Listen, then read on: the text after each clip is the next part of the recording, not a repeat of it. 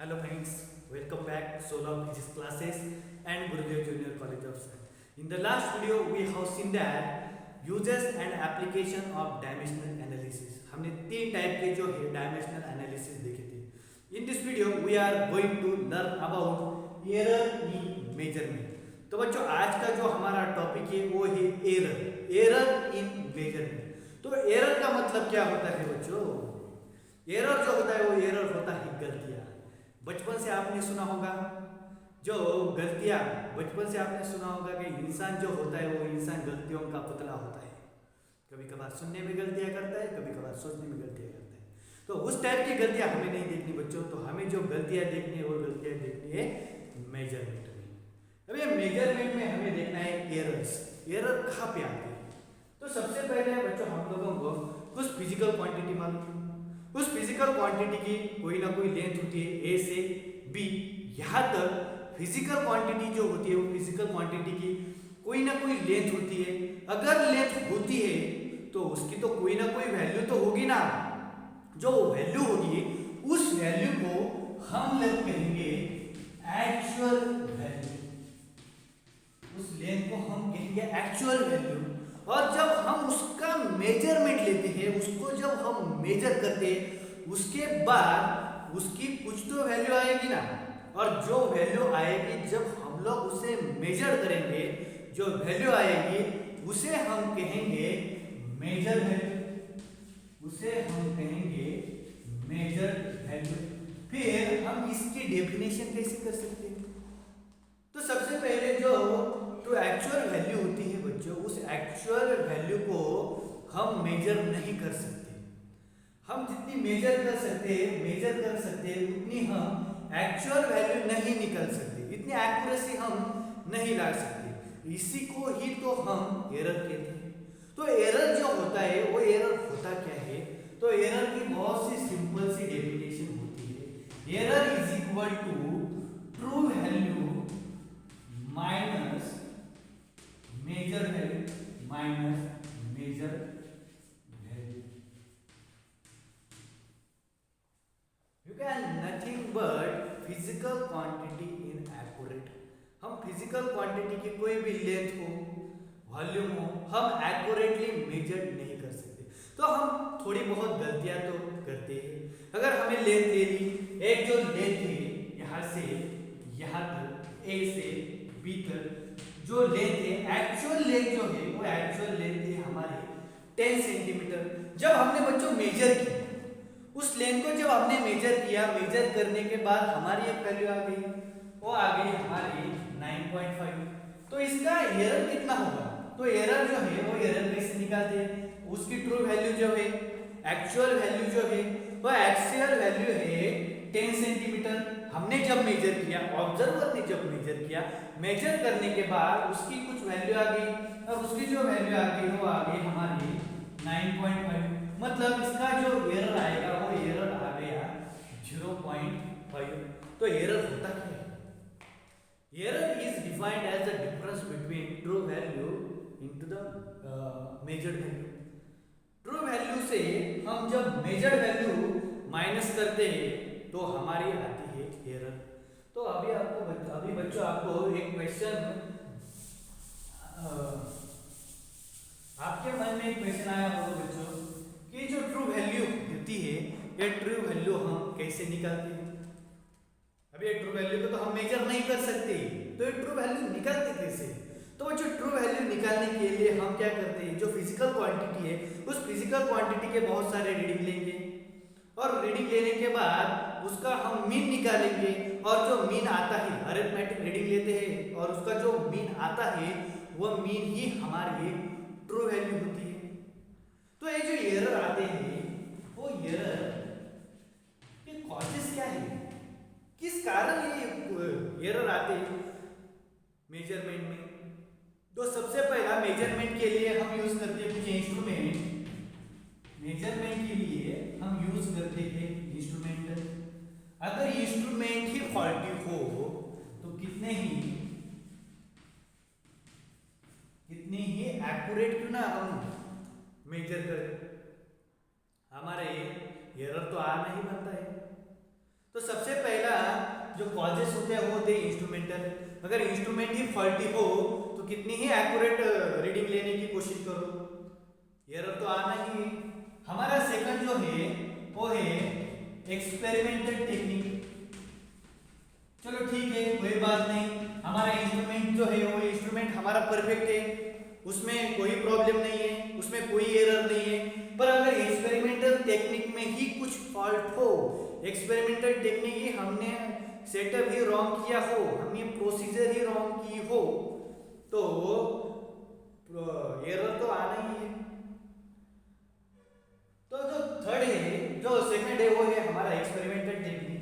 जो हमारा थर्ड है वो होता है हमारा पर्सनल एरर। अभी इंस्ट्रूमेंटल भी ठीक है, एक्सपेरिमेंटल टेक्निक भी हमने अच्छी तरह से सेटअप वगैरह किया है, इंस्ट्रूमेंट भी नया है, अच्छी तरह से है, तो वो भी बढ़िया है। पर उसके अलावा एक और एरर आता है, वो है पर्सनल एरर। पर्सनल एरर कौन सा होता है? जो ऑब्जर्वर होता है, मैं हूँ, आप हो, वही तो पर्सनल एरर है।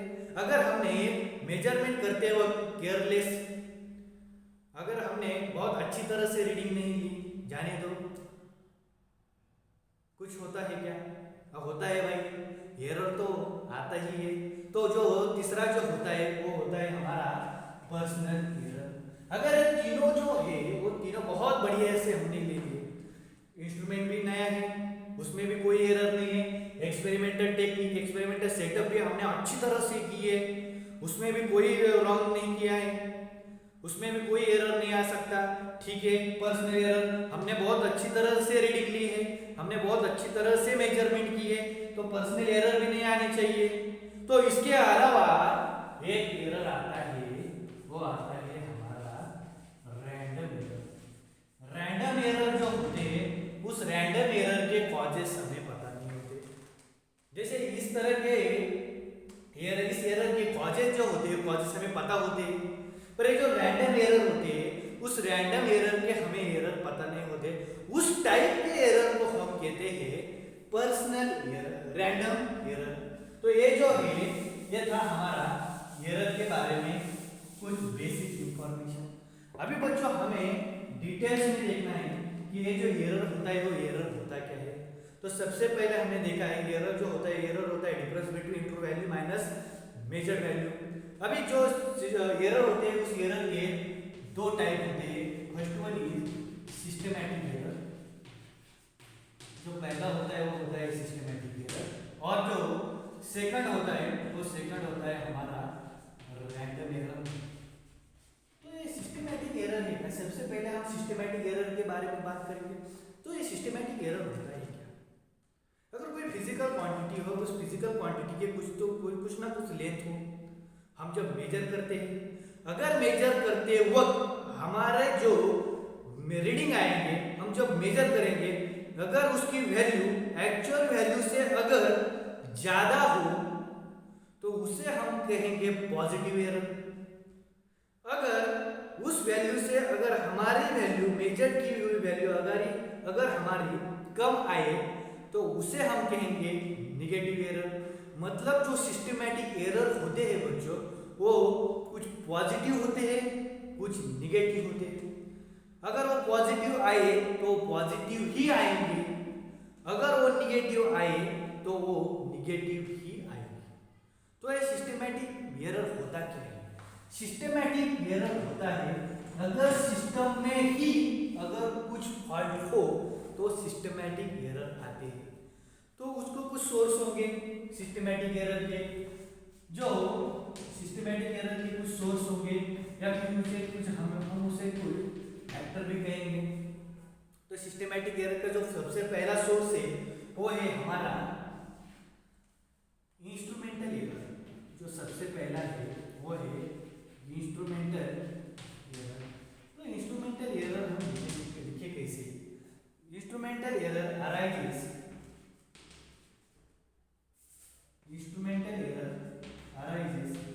due to the defect in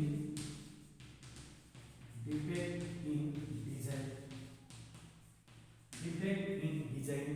अगर कोई इंस्ट्रूमेंट की डिजाइन ही अगर फॉल्टी हो, उसमें कुछ डिफेक्ट हो, तो एरर तो आनी है। अगर इंस्ट्रूमेंट जो है, अगर इंस्ट्रूमेंट अगर पुराना हुआ हो तो भी एरर आती ही है। तो जो सबसे पहला जो सोर्स है सिस्टमैटिक एरर का, वो है instrumental error. Instrumental error arises due to the defects in design और डिफेक्ट्स इन कैलिब्रेशन। अगर डिजाइन में ही, इंस्ट्रूमेंटल डिजाइन में ही जब मैन्युफैक्चर करते टाइम अगर डिजाइन में ही उसके जो स्केल होते हैं, उस स्केल में भी अगर कुछ प्रॉब्लम हो, तो हम कितना ही एक्यूरेट क्यों ना रीडिंग ले, तो भी हमारा एरर तो आना ही बनता है। तो जो सबसे पहला सोर्स है वो है इंस्ट्रूमेंटल एरर। सेकंड जो है वो है इम्परफेक्शन एक्सपेरिमेंटल टेक्निक। इसे हम कैसे लिखेंगे? Imperfection experimental technique arises due to defect in experimental setup।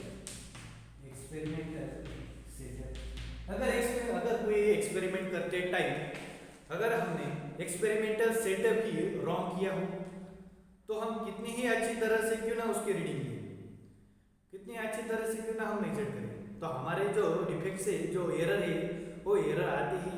इसीलिए जो सेकंड है वो है imperfection experimental technique.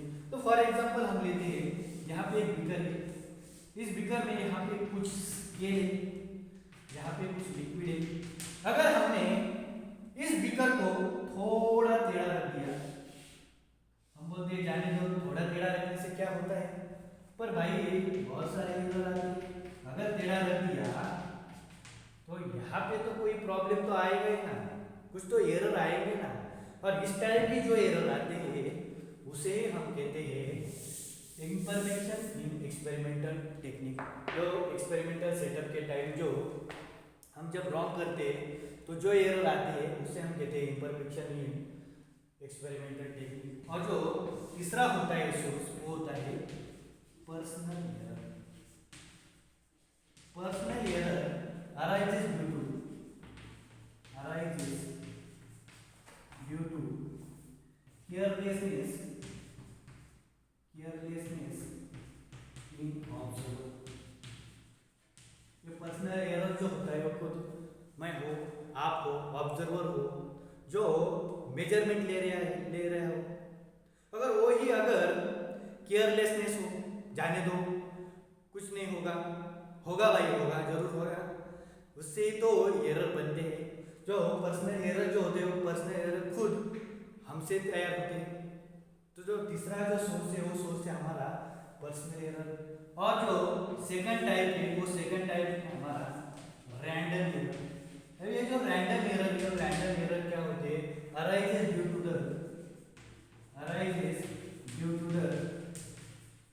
Variation in physical condition. ये रैंडम एरर जो होते हैं वो रैंडम एरर किस तरह से आते हैं? ये रैंडम एरर कभी पॉजिटिव आते हैं, कभी निगेटिव आते हैं, पता नहीं चलता। ये जो सिस्टमैटिक एरर होते हैं, सिस्टमैटिक एरर हमें पता होते हैं, अगर पॉजिटिव आए तो पॉजिटिव ही आएंगे, अगर वो निगेटिव आए तो निगेटिव ही आएंगे। पर ये पर्सनल एरर का ऐसा नहीं है। ये जो पर्सनल एरर है कभी पॉजिटिव आएंगे, कभी निगेटिव आएंगे, इसका तो पता नहीं चलता। फॉर एग्जाम्पल देखा जाए तो जब हम इलेक्ट्रिसिटी का एक्सपेरिमेंट करते हैं, अगर वोल्टेज ही कम ज़्यादा हो तो कभी रीडिंग पॉजिटिव आएंगे, कभी रीडिंग निगेटिव आएंगे। मतलब उसके जो कॉजेस होते हैं, जो कॉजेस हमें पता नहीं होते, और जो सिस्टमैटिक एरर होते हैं वो सिस्टमैटिक एरर के हमें कॉजेस पता होते हैं। यही तो था एरर इन मेजरमेंट और एरर के टू टाइप्स। जो एरर होता है वो एरर होता है बच्चों हमारा the difference between true value minus measured value. उसके दो टाइप होते हैं, first one is solid systematic error and second one is random error. तो ठीक है, आई होप आप लोग ये एरर जो है वो एरर समझ गए होंगे। मिलेंगे नेक्स्ट वीडियो। Thank you.